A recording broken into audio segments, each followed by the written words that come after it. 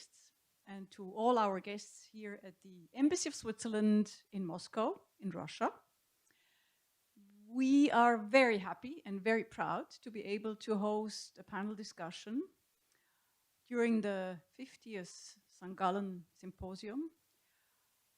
We know that this is a very important symposium. It stands under the topic Trust Matters.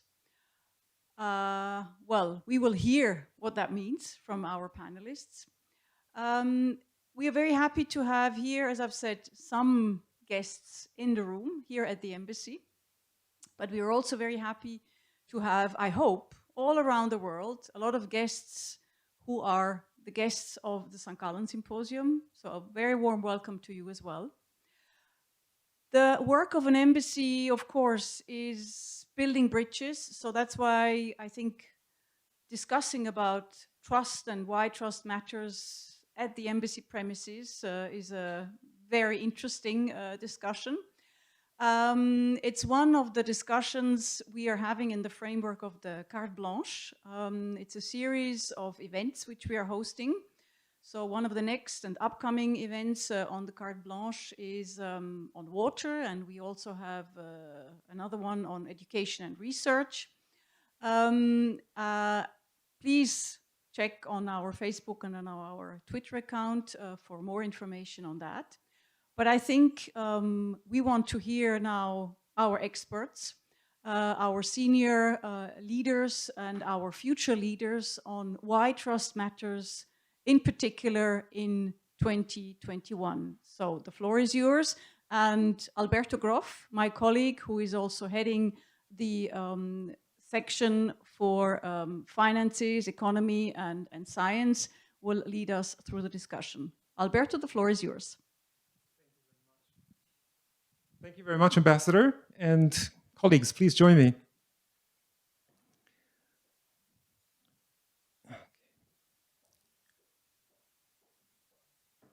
So, ladies and gentlemen, here in Moscow and elsewhere in the world, I'm delighted to facilitate the discussions we have today on trust matters in Russia.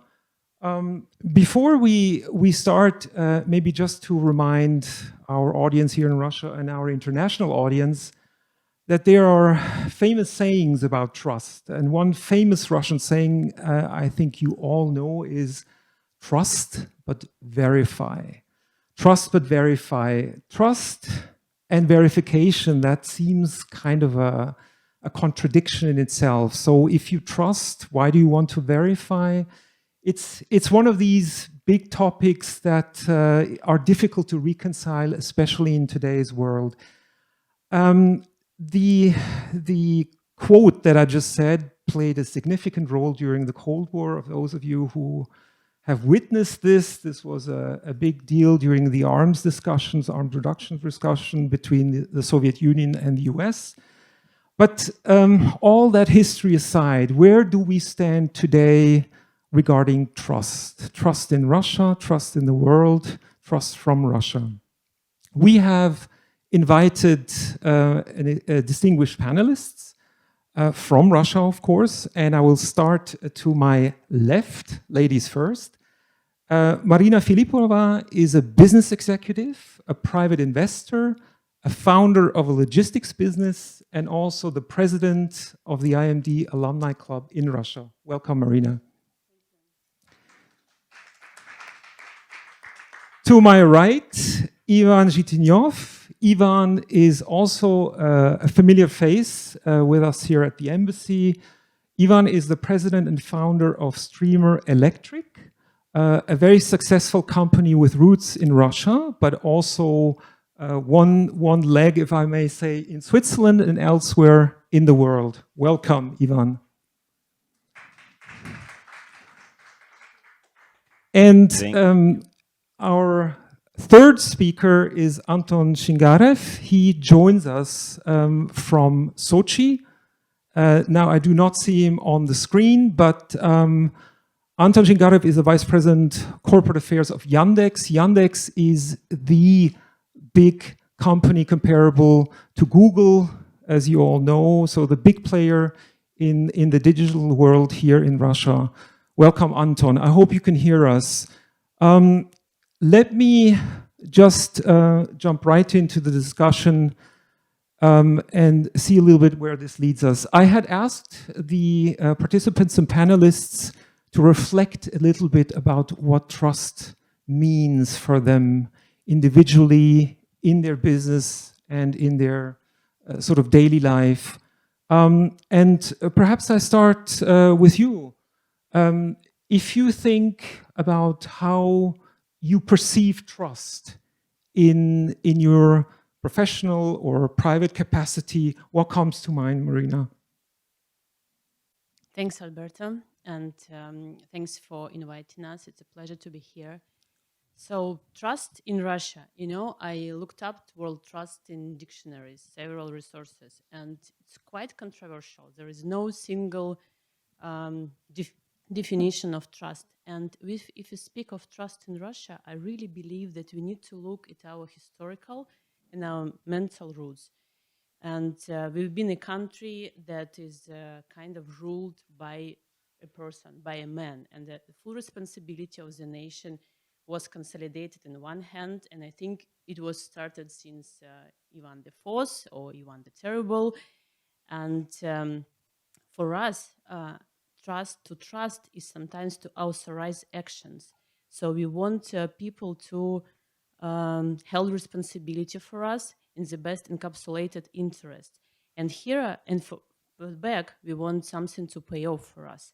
And this is how I think I also perceive trust. So I trust you in order to do something, and I give you a responsibility on my behalf, and I believe that you will do your actions, your deeds in my best encapsulated interest on you as well. And the same you can expect from my side as well.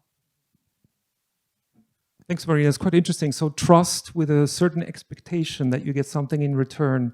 Interesting concept. Ivan, would you share that, or what's your own personal experiences when it comes to trust in business? You know, you're active all over the world. What's your sort of take on this? So I can just partly share ideas of Marina, and the part of when we authorize someone to act, I don't believe in this, let's say like this. And but trust is always connected with some action. That's true. And for me, trust is like, I also read a lot of definition, and I've got a few very interesting discussion about this. For me, the trust, it's like a bridge between unknown and known. And before you cross this bridge, you don't know. But in some bridge you can believe, in some bridge you don't believe. But it's always about action. And it could be mutual action of like persons. If we go through something together, after this we can get common experience, like we can go to mountains to be connected with one rope and so on. Or it could be some kind of transparency. When I can see what other person is doing, it also brings me some kind of trust. Like I do a lot of sport. Maybe some of my examples will be not connected with business, but with sport. For example, there is an application, Strava, and today it's very popular, and all top sportsmen, they upload all their workouts there. And everyone, like millions of people, they can see what are they doing. And now some of those top stars, they go further. They even upload result of the analyze, like blood, urine, and so on, to be 100% transparent. And that's how they fight for trust. They are not doped and so on. So it's mutual action or it's transparency. That's the way how we can fight for trust. Thanks, Ivana. Again, a great point. Maybe we can dig a little bit deeper when it comes to transparency. I think that's one of the key notions we need to build trust. You could even say freedom, but that's sort of the bigger scope. Transparency in Russia, if I'm a bit provocative, it's, how should I say? It's not always easy to see Russia as a place where you find transparency. Is that just a Westerner's outside view, or is there something to it? read several reports and researches on trust while preparing for this today's discussion. And what I found is that most of the Western, and I don't want to go into politics in here, but most all US-based reports would say that there is no transparency in Russia and that there is no trust in political institutions, there is no institutional trust, there is no interpersonal trust. Like I can even give you the example, it was the trust barometer that placed Russia last on all those metrics. And the same report, they put China first. That really strikes me out. Very, very strange, I think. In my opinion, it's a little bit different when you look from the inside. And I have a very large circle of friends, and we have a lot of conversation about this. And we think that there is a huge trust in the institutions, and there is a huge trust interpersonal. And two things. So one is Russia is known as a network society. So in Russia, it's much more important who you know than what you know most of the time. And, some, like an example, that several decades of last centuries, people were constantly dealing with shortage of any kind of resources, food, consumer goods, poor quality, delays. But through connections and through acquaintances, we all can get, the people could get the resources, the stuff they needed. And sometimes connections worked where money didn't. So in this case, I really think that the transparency and trust in networks in Russia, the broad networks, are quite big. Mm-hmm. Thanks, Marina. Another great point. Maybe again, building on this personal element that you said, Russia typically being a country where the institutions are what they are, but you need to know the right people. That's sort of what builds sort of your network and your trust base in Russia. There's many other societies where this also takes place. And I'm thinking now of business, again, specifically to you, Ivan. I mean, I would say, as a layman, business is all about having the personal right connections. You will not trust just because, there's a nice report of a company. You will have to get to know the CEO and the people who you want to work with or should work with, and build trust with them. Is that something you would also subscribe to, or? Again, I'm not 100% agree. So I think it's impossible to build business without trust. And mainly, as an entrepreneur, I trust people. I trust, even sometimes I'm not right. But I believe it's only based to build something common. But when we are talking about Russia, look at our fences. I mean, physical fences, like how we protect our houses, and like not so easy to penetrate to some, I don't know, building of Gazprom or administration and so on. So still big job to be done. And like my personal example, we've got, let's say, private village, and we've got 100% like Russian fence around our village. But inside, we don't have them. It can be something small, green, and so on. Let's say European style. And why? For me, it's some kind of visualization of trust. Like I already know my neighbor, I trust them. And from some of my friends, I even know like their code from safe, and I've got key from their houses and so on, and vice versa. But we've got very big fence around our village. So somehow it reflects for me mindset of many Russian people. When you are in, you are like brothers and you are very, very close. But when I don't know you, it's better to keep you apart. Yeah. Interesting. Yeah. Okay. And would you say that extends to how Russia sees itself, the inside and the rest of the world, to exaggerate the point a bit? I know this is a bit of It's my pain. it's a bit of a tricky question, but no, it's my pain because I believe in idea of cooperation, and I think Russia is split. It's partly Asian, partly European country, and there is no single point where you can say like Russians they think like this. yeah, sure. Because between us we've got a lot of debates, and even when we are friends, we sit together. We've got such different points of view on many things. We're close to fight each other.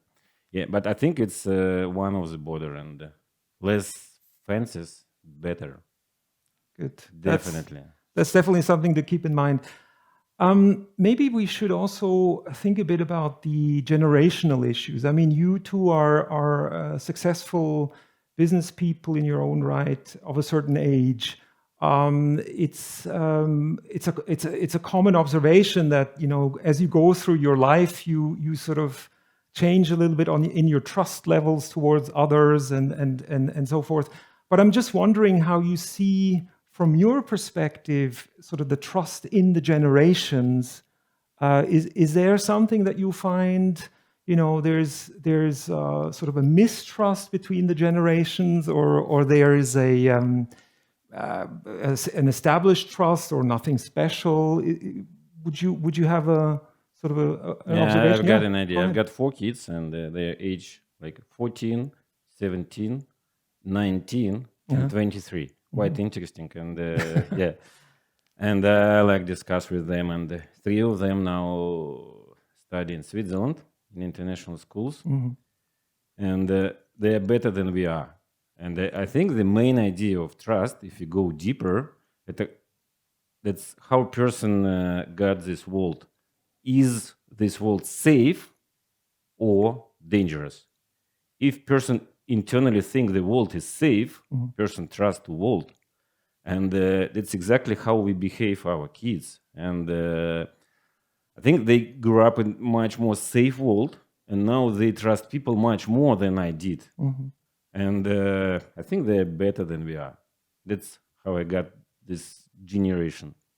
I think that's a great thing for the future. So better things to come. Marina. Yeah, I think now we had much more trust among people in general, like young people as well in the country, than we used to have, like our parents or our grandparents. And why? Because, I mean, the life is now much better than it used to be, than in Soviet times. And what we have now stability. And this is something that actually gives us a possibility to open up, to explore the world. We are all privileged now to travel all over country, world. So we know other cultures, we know other values, we can perceive their beliefs, and this is something that also gives us the idea that we can bring this into the societies all around. And this is something that our grandparents, our parents didn't have. They didn't have this opportunity to travel, see the world, and they were only really deeply depend on the state, on the Secretary General in Soviet times, and on the economy, and where politicians would bring them to. Thanks a lot. Yes, so this, I think that the trust level now in younger generations are much, much bigger. Another positive thing, I'm told that Anton has joined us or has been following our discussions. Anton, welcome to our discussion, and I wonder whether you want to join in on any observations you might have on trust in Russia. For me, I've been with you from the very beginning, actually, and I could have hear everything you were talking about.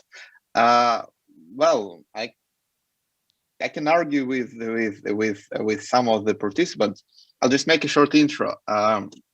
I'm in charge of affairs. I'm in charge of corporate affairs. So it's about relations or corporate relations. So I'm in charge of relations, and relations, they can be built on few things. It can be built on money. It can be built on force. But in my personal view, the most powerful relations, they're built only on trust.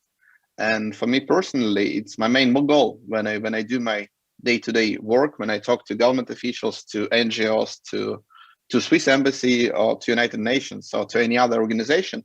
it should be, in my view, built on trust. It's the most long-term, reliable basis for the relations. And I don't think there is big difference between European countries, between Russia and US. Probably there may be some differences with some other countries, but not significant at the end of the day. And you were asking questions about the age, if there is any difference depending on the age. Well, of course, there are some differences, but at the end of the day, I don't think that the importance of trust has changed since the very early ages of humanity, when we were living in the small villages in the middle of nowhere and fighting for the food with axe and stones. And the trust was foundation for this small society and community. And of course, many things changed since then, since these 1,000 years. But at the end of the day, trust is still one of the basis for relations between people, between human beings. And that's why, well, it's the same important as it was. And I'm pretty sure that for diplomacy, from the diplomats, it's one of the cornerstones. Anton, you're absolutely right. There's no diplomacy without trust. It's sort of what we work with on a daily basis. But again, allow me, I'm going to play a little bit devil's advocate here, because it's all a bit too lovey-dovey for my taste. Guys, if I open any newspaper these days and I see, I look up what's written about Russia, and often what I see is the negative stuff, right? That you all know. Now, I'm not asking you, whether right or wrong. I'm just curious how you see, why is the perception in Russia about Russia that one of an atmosphere of mistrust, of suspicion, of you know what I mean, right? The perception is not the one that we share now with saying, okay, this is all very good and there's positive developments. But why is the perception as it is? Marina, Ask you a question first. you can ask me anything. So, if you open a Russian newspaper Yes. and you read about US or any European countries, what would you find there? You will find maybe something very similar. Right. Right. And why? Because there's a lack of trust on both sides. Right. And there is a game, there is a game theory, and there is a very famous game called Evolution of Trust. And you know what's the winning strategy? You know this game is based on the Probably. prisoner's dilemma. Yeah. And I want to ask my colleagues, so you know what's the winning strategy in there? The tit for tat. The tit for tat, Tit for tat, right. yeah. So it's basically you do to others what they would do to you, right? So it's kind of, I would say, a moral truth, but also a mathematical truth. And but for that, we really need to understand how many future interactions there will be in the countries, between countries, for example. And if we know that there will be a very limited number of interactions, so this interaction is the last one, that what we do, we would cheat, for example, right? So we would do something in the favor. And this is what's happening now. So we don't know the future, more or less. And most of the countries, I think, they play kind of a zero-sum game, right? So we all think that, and I think it's very sad, but we all think that we can win only if others lose, and vice versa. And is important for the whole world, in order to build transparency, in order to build trust, is to try to find this non-zero-sum game and to make an effort of finding, if not win-win solutions, but at least not lose-lose solutions.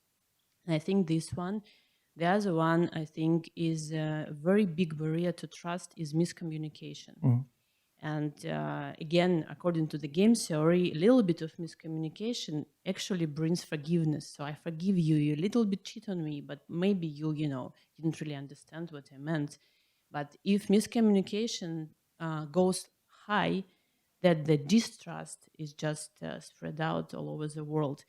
And there are many things to blame, like, for example, in my opinion, the modern media technology, on one hand, it gives us a lot of possibilities to communicate. We can talk to people from all over the world, but at the same time, it also brings a lot of miscommunication and increased over the times. So I think this is like a mutual, as you said, you read the same about Western world, maybe Asian world as well. So it's tit for tat, more or less. Sadly so. Marina, I'm just wondering, when you say, it's tit for tat, it's game theory, but come to think of it, I mean, communication, the means of communication today they are so much better than they have ever been in history. And you said it, you can reach out to anybody in the world just by the tip of your finger, right? And you can clarify your position, you can explain yourself if you want to, you can, do whatever you want. So sort of a naive way would be to say, well, we have all the communication means which should help actually to build trust and facilitate the discussion between us.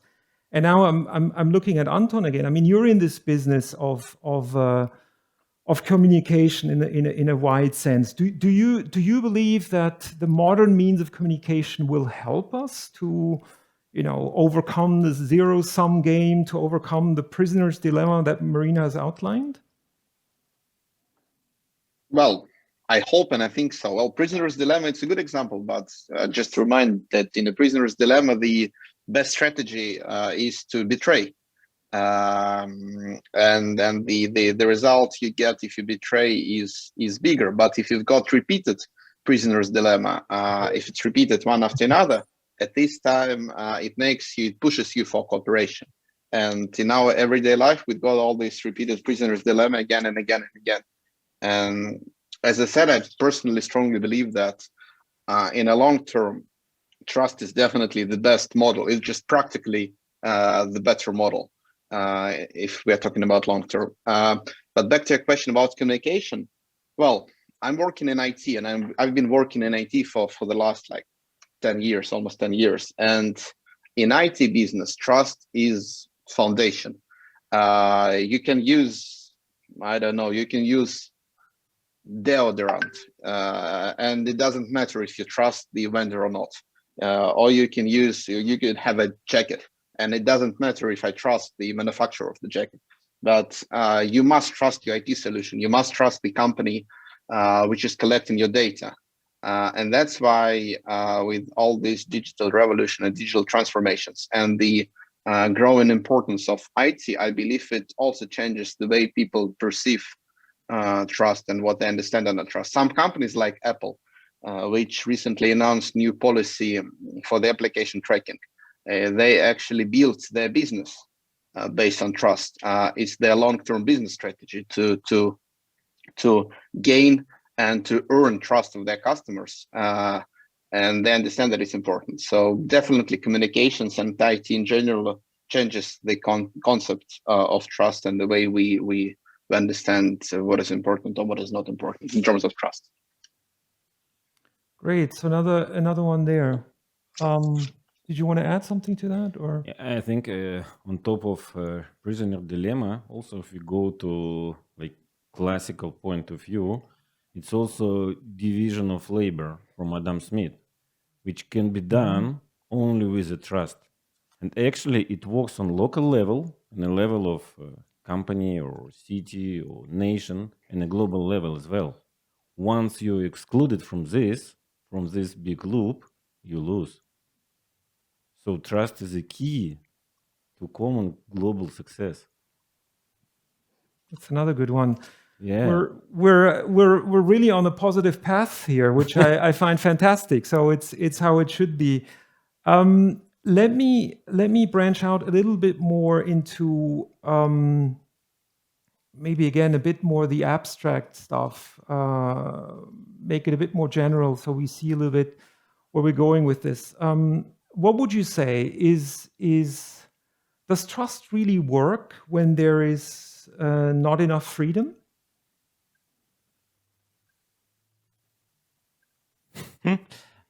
depends. Sometimes even better. Sometimes it it's does. even better. It's even better. Yeah, Okay. in some cases, in some Okay. particular cases, of course. Could you elaborate? Again, just imagine two prisoners, Okay. and they need to We're escape back to the together. prisoner. They need to escape together, Okay. and they will have 100% of trust. Yeah. It's their common thing to do, and so on. But definitely for society, it's not good, and for trust level, it's again we go back to fences. Yeah. I think it's important to understand what freedom means, Yeah. and because different people from different societal groups will really think of freedom differently. And again, the trust levels really depends on where you are in terms of your wealth, where you are in terms of your societal status, and sometimes freedom. We always talk about freedom to talk, and but some people, what does it mean for them, freedom to talk? Do I have to express my opinions? Yes, we can, but do I really need to? So this is something, I think the freedom is to basically to have a choice to express, for example, if you talk about the speech, to express opinions or not. So it's really different for different types of groups. So I'm not sure if I answered the questions correctly, but I think it's very ambiguous, and you cannot really say it's either this or that. It seems I found idea. Probably, I don't know, some answer. And what is bad for trust? And like bad character or lack of information, the transparency I told before. And if you don't have freedom, you don't have such kind of transparency. If you cannot discuss everything you want to discuss, you lose something. What if do you mean don't understand the freedom? base of some decisions and so on, and it's not, if it's not transparent for you, you've got much less trust to institution. What do you mean under freedom in this context? It's a part of transparency to be able to reach any information you want, to be able to share every information you want. But I think that in general we have it. Anton wants to jump in. Anton, Yeah. don't hold back. Yeah, I just wanted to argue with Ivan. Well, firstly, Alberto, I would ask you to define what you actually mean under freedom, because indeed it's pretty generic question. But I have an example of organization, institution with almost zero freedom, which is army. Almost in every country, army is institution when you don't have freedom. You don't have freedom of speech. You don't have freedom of choice. You don't have freedom what to do and so on. But for army, trust is very important. You can go and fight only if you trust the guy, the soldier who is standing next to you. And it doesn't depend on the nation, on the culture, on the political, political system. In every country, you can go and fight only if you trust your guys with whom you fight. So this is just an example of how there is no correlation actually between freedom and trust. To sort of round it up a bit, you could say in the army you don't question, you can trust, but you don't question. You will not question the commander. Why should I do this? You don't do it, right? In other societal spheres, you might want to question, right? You would say, well, I'm not exactly sure if this is what I want to do, and this can also be a benefit. That's kind of the counterexample of, or not a counterexample, but a different kind of situation where questioning, finding the right solution for yourself is sort of your priority, as broadly understood as freedom. I think what Anton said, and I a little bit disagree with him. In the army, for example, so there is a very thin line between trust and power. And sometimes you have to obey the law, not because you trust, but because you have to. Otherwise, you will be excluded from the community, from the army. You will be fired, for example. And it also implies to the world, like political or economical situations nowadays. So when we see some countries or some organizations, they dictate others to do what they want. So, and we follow their rules, or some others follow their rules or follow their orders. Do we really trust them? Do we think that they really have our interest in mind? or do we have to because we have no other choice?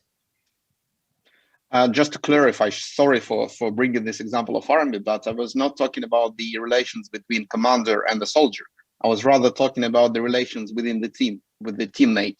Because if you go to a fight and you know that you can die tomorrow, you definitely must trust the guy who's standing and shooting next to you, because he can save you or you can save him tomorrow. So I was talking mostly about that. And there's, as I said, no freedom, but trust is very important, even in a very closed and structured organizations like army. And I believe this example can be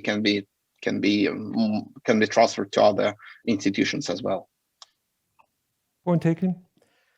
Maybe a good idea not to be too general, because it lends itself to all kind of good counter examples. But trust can be found in sort of smaller entities and workable as well. I want to just steer the discussion a little bit in what the second topic is. Trust matters. So it insinuates trust. You might agree or disagree. Trust has been lost. The famous example that is often quoted during the discussions today is the COVID situation, which has eroded trust to a certain extent in institutions, in one another, countries in the beginning of the pandemic fighting for it themselves, then eventually coming to the conclusions that they have to work together, that they have to find a remedy to tackle the coronavirus. So there's a development there, but deep down, it's about where are we today? Are we in a situation where we have to rebuild trust? And if yes, how can we do it? How can we rebuild trust if you think trust has been lost? Yeah, I can say something. Please. Yeah, I agree with an idea that trust has been lost in many applications, let's say like this.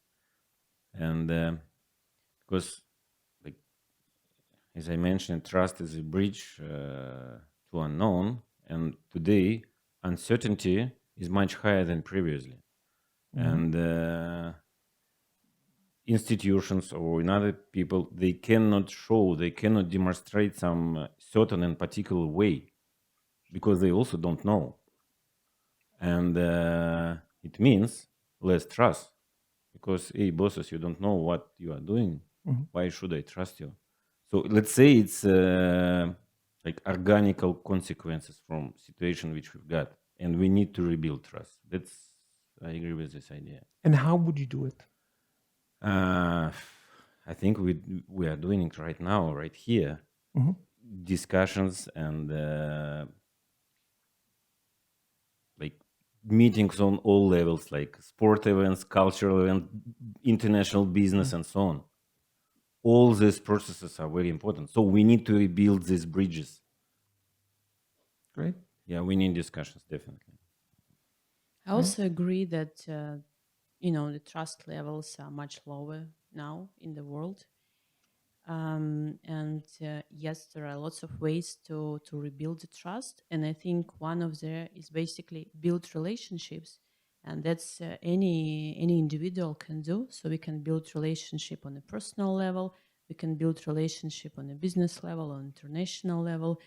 I think what is also important is to communicate clearly and not to anticipate what someone meant by saying this or that. So it's better to ask, as again, and we mentioned that we have a lot of means of communication this time.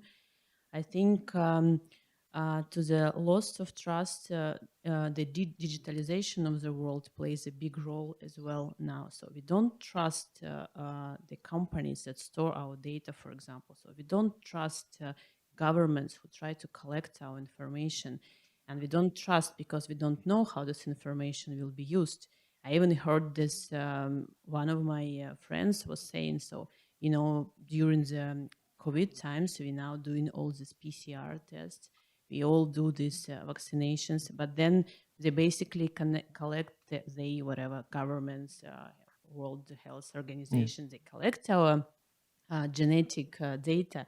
How this will be used? So I think it's a lot of rebuilding trust on the government sides, on large corporations, on IT companies as well. Thanks, Marina. Anton, any thoughts on how to rebuild trust if it had been lost? Well, it's definitely corrupted. It depends on the area, it depends on the country. In some countries, it's almost lost. In some countries, it's just corrupted. But yeah, I totally agree. That's the general problem for all of us, for the humanity. Well, how to rebuild it? There is no silver bullet, and all of the participants has already mentioned transparency. Totally agree. Transparency is very important for that. And as a guy from IT company, I believe that IT companies definitely must play a very important role. With all the data, with all the resources which IT company in any country is collecting and having these days, we all must take responsibility, and we must understand this responsibility. As I said, many IT companies tackle and fight it from their own perspective, but more and more companies realize that trust of customers is important, and we must earn this trust, and we must explain that we can be trusted. So I believe that IT companies must understand this responsibility and do what they must do and what they can. Great, thanks, Anton. I think it'd be a great moment to open the discussion up to our participants here in the audience who have been following us. And I know that some of you are what St. Gallen calls the leaders of tomorrow. So I wonder if any of the leaders of our tomorrow will be willing to share their thoughts with us. Who's willing to take the floor and say something? Yeah, there at the back, please. Hello, everyone. My name is Ulya. I'm one of the leaders of tomorrow. I've been following the discussion and it's very insightful. One point I would like to add is representation. When people see the people they can relate to in decision-making positions, whether it's government, supranational bodies like United Nations, or the big businesses, when we see people of maybe our age or from our countries or from diverse backgrounds, it's easy to trust in them. And they bring diverse backgrounds with them and different perspectives, therefore. So I think it's crucial for trust to have people from diverse backgrounds, and especially from different generations, especially for the older generation to make the younger generation trust them. It's important to have their representation on board. Thank you. Thanks for that. I think that's a very valid point. Maybe we can have one or two more questions or comments so we can sort of debate this a bit further. Yes, please. Hey, I'm Dmitry Larkin. I was a leader of tomorrow at the last St. Gallen Symposium. Okay. First of all, I'd like to say that transparency is not necessarily a great thing. Well, transparency may mean that there is no border in front of you as a politician, for example, or as a public person. So everybody can see what you're doing. But transparency may mean that you can't be seen.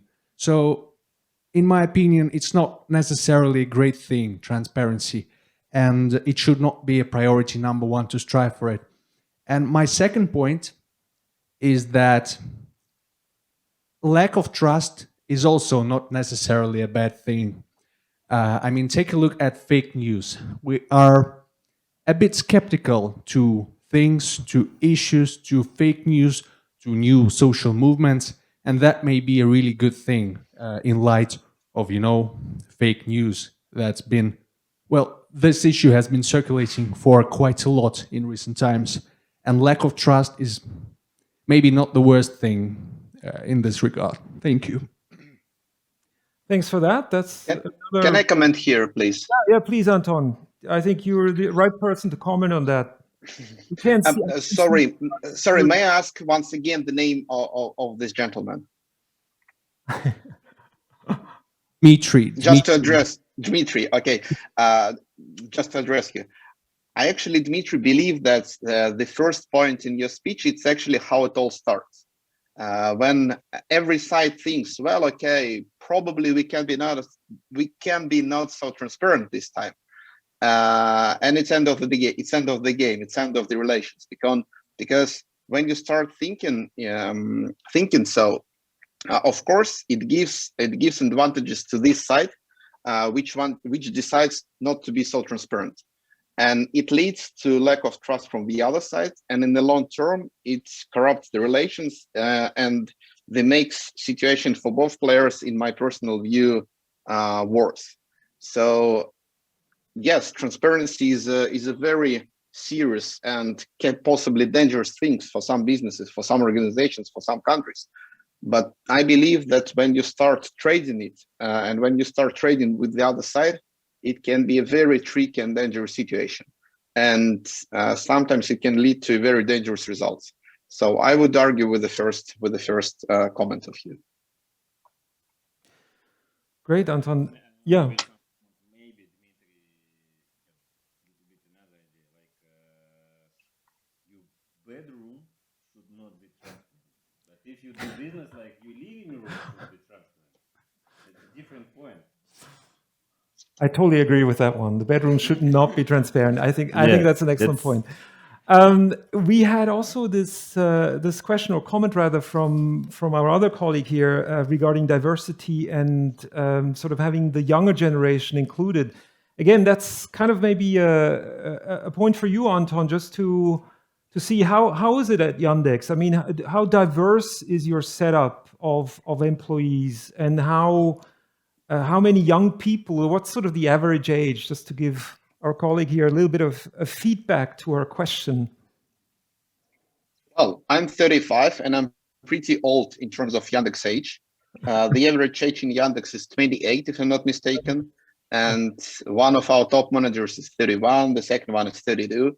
So Yandex is a very young company. So in terms of age, I would say everything is good. In terms of gender balance, it's not as good, unfortunately. Still, in many IT companies, there is significant disproportion in terms of men and women in IT. There are many reasons because why it's happening, and there are many books and many things written about that. Yeah, it's still a problem, especially in IT. Surprisingly, in Russia, the situation is not as bad. In Russian math, the proportion between men and women is actually better than in many other countries, better than in Europe, than in Switzerland for sure. But still, yeah, we've got this problem, and I totally agree with the author of the question. It should be changed because I personally see how it makes the difference. My personal boss, my manager is Yelena Bunina. She's lady. She's professor of math, and I definitely see how it changes the picture when we are both working on different projects and problems. Great. So you know now where to work, right? You go to Yandex in terms of. Sorry, say again.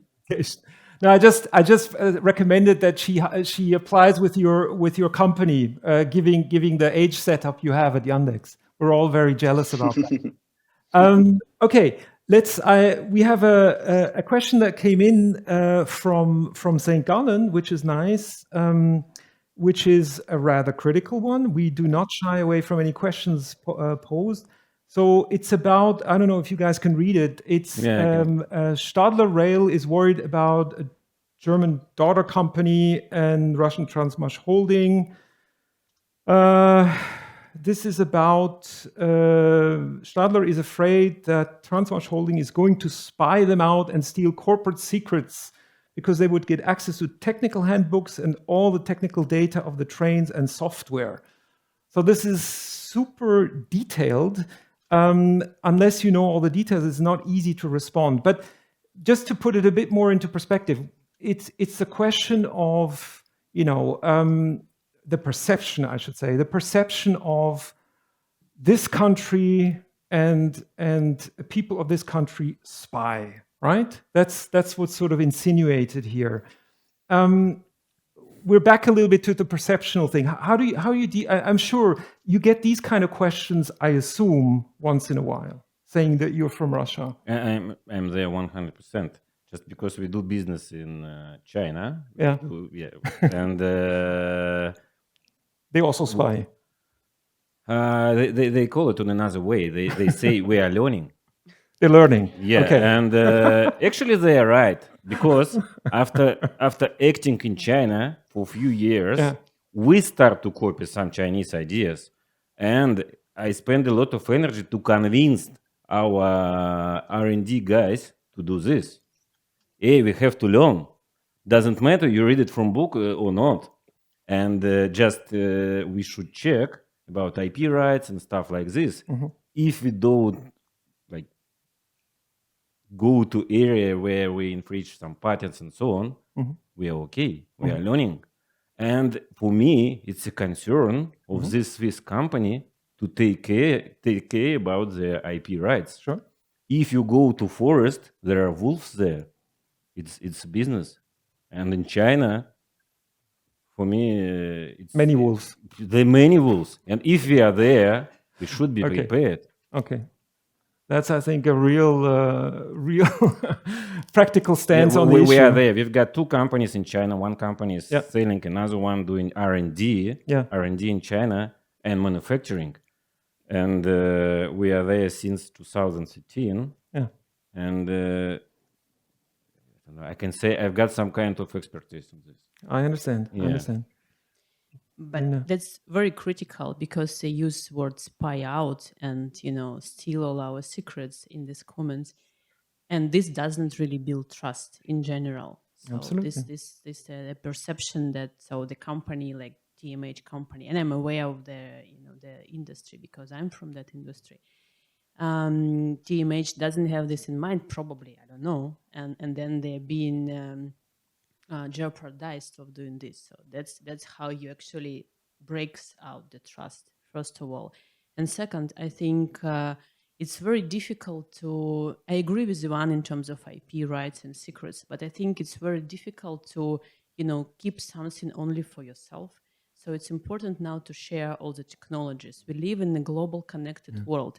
It's really, I think, impossible to build something in-house for long ago and keep something in-house. Even in business, it's still a lot of the added value would be if we cooperate, if we try to trust each other, if we try to, and if we, and that's where the real value and the real trust would come out. I'm not telling that using someone's technology without appropriate permission is good. I'm saying that. It's not good to jeopardize someone of doing this. I understand. And sometimes a little bit of history helps also. I mean, speaking of Switzerland, they're on safe grounds. I mean, we were way back in a stage where we were also heavily inspired by British technology at the time. So we also learned very much from British technology. It's way back, but that's how sometimes countries and industry learn to advance themselves, and again, it's a question of are you to what extent are you comfortable? How much is your valuable sort of IP protected in this? This remains an issue, of course, but we should maybe keep a broader perspective on this. Anton, did you also want to comment on this in any way, or? Yeah, I have comment while you were answering the question. I googled about Stadler Rail. And I found out that they've got offices in Switzerland, Germany, Belarus, Hungary, and Poland. And they've got subsidiaries in like 10 other countries, which basically means that there are no secrets.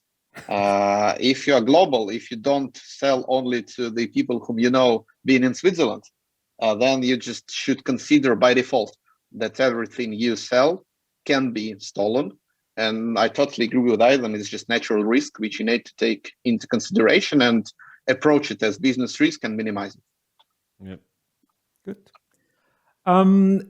Any other questions, leaders of today? Not of tomorrow, not of today. Yes. Just Hi, A cherished guest, please. thank you.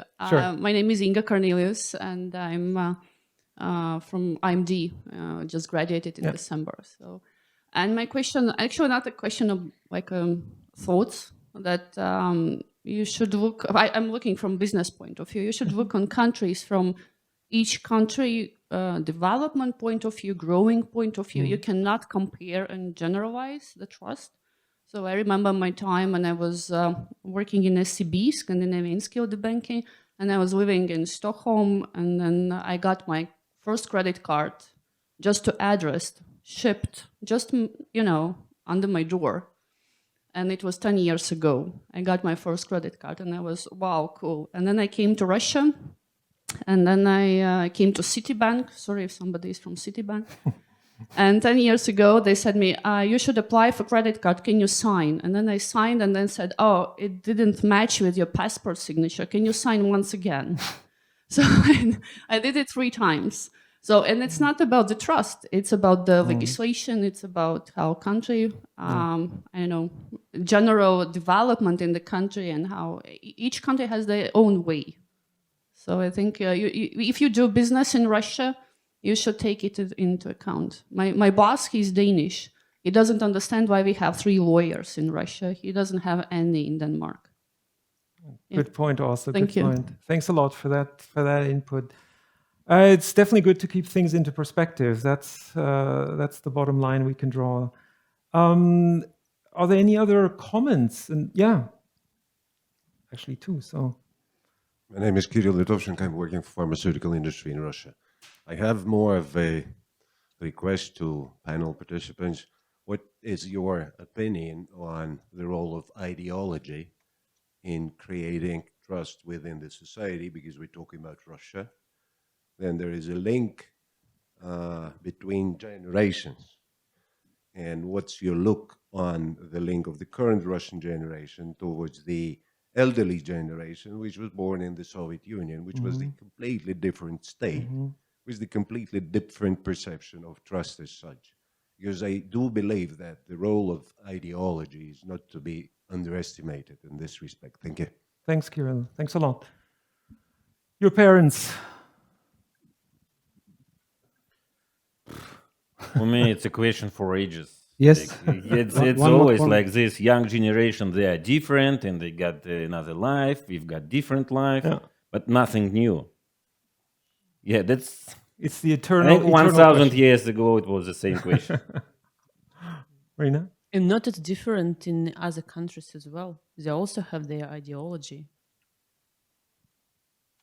Yep. Consensus on that? Anton, you agree also? I would say partly agree.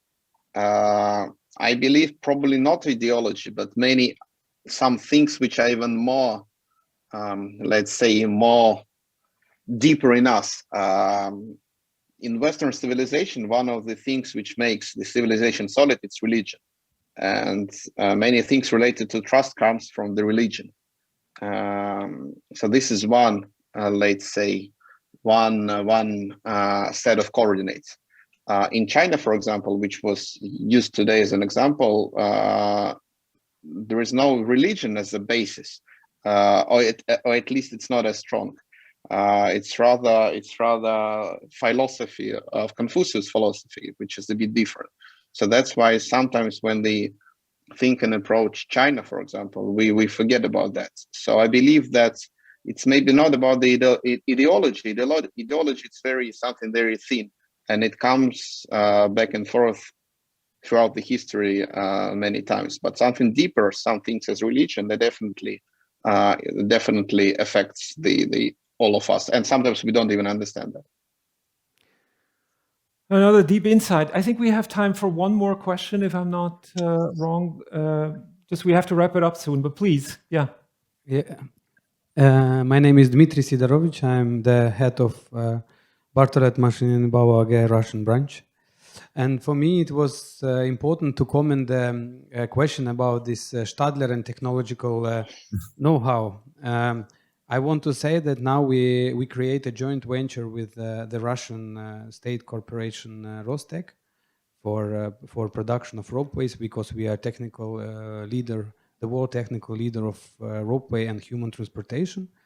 And in the same time, we have a joint venture and factory in China. And when we're speaking about that someone want to steal your technology, they just can buy your product and they can just copy it without you. And for us, I think it's much better to first of all to earn something on it, and second to control it, because it's also about mentality of the people. If we are European, we have some like the lines inside ourselves that we have to respect the rules, and we have to also to protect, and we understand that if you do the patent, then people know that you have patent the technology. They don't go to copy.